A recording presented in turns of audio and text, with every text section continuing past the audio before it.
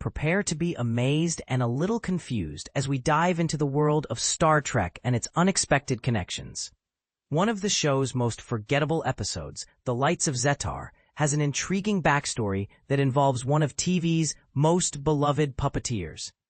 On January 31st, 1969, the USS Enterprise encountered a peculiar phenomenon, a blob of lights, perhaps a cosmic storm, which infiltrated the ship and infected the brain of Lieutenant Mira Romaine. This led to a vision of destruction and the prediction of an impending disaster at Memory Alpha, which sadly came true. The storm, later revealed to be a cluster of psychic life forms, attacked the Enterprise, and Captain Kirk's attempts to fire upon them only caused harm to Lieutenant Romaine. Dr. McCoy discovered that Romaine's brainwave patterns matched the clusters, indicating an attempt to possess her body. While devising a plan to remove the invading lights, the life forms took control of Romaine's voice, claiming to be the non-corporeal survivors of Zetar, a long-dead planet. Eventually, they were driven out using a pressure chamber, and Romaine made a full recovery. But here's where it gets controversial. The Lights of Zetar is often considered one of the worst episodes of Star Trek. The concept of non-corporeal life forms wasn't new, and the effects of the lights were more like a psychedelic light show than a scary encounter. It's safe to say this episode doesn't make anyone's favorite list. The most intriguing aspect of this episode is its writer, the husband-wife duo of Jeremy Tarcher and Shari Lewis. Shari Lewis, a name synonymous with children's entertainment, is the creator of the beloved Lamb Chop. Yes, you read that right. The woman behind the iconic sock puppet also wrote this Star Trek episode. Shari Lewis's career began in the 1950s, showcasing her talents in storytelling, ventriloquism, singing, and crafting. She hosted Kartoon Klub, later renamed Shariland, and appeared on popular shows like Captain Kangaroo and Hi Mom.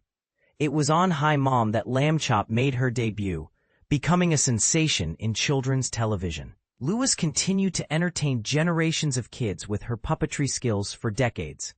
A new documentary, Shari and Lamb Chop, is currently playing in select theaters, offering a glimpse into the life of this remarkable woman. If you're familiar with her work, you'll love this documentary. If not, get ready to be charmed. Now, the burning question: how did Shari Lewis end up writing for Star Trek? It was a favor from producer Fred Freiberger. Lewis, a fan of the show, offered to write and star in an episode.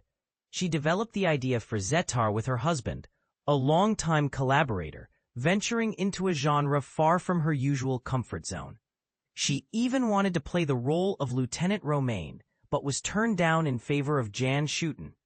The story goes that Freiberger initially rejected Lewis's idea, stating a similar episode had already been scripted. Undeterred, Lewis wrote a second script and pitched it, only to find out that the production schedule had changed, and the similar episode was scrapped. Freiberger then expressed interest in her first script. An interesting detail is that Lewis intentionally gave Scotty, the ship's engineer, a get-the-girl moment, feeling that Captain Kirk had enough love stories. It was a thoughtful gesture towards James Doohan, who played Scotty, giving him a chance to shine beyond his usual engine-related duties. While The Lights of Zetar may not be a critically acclaimed episode, it's a testament to the show's willingness to give fans a chance.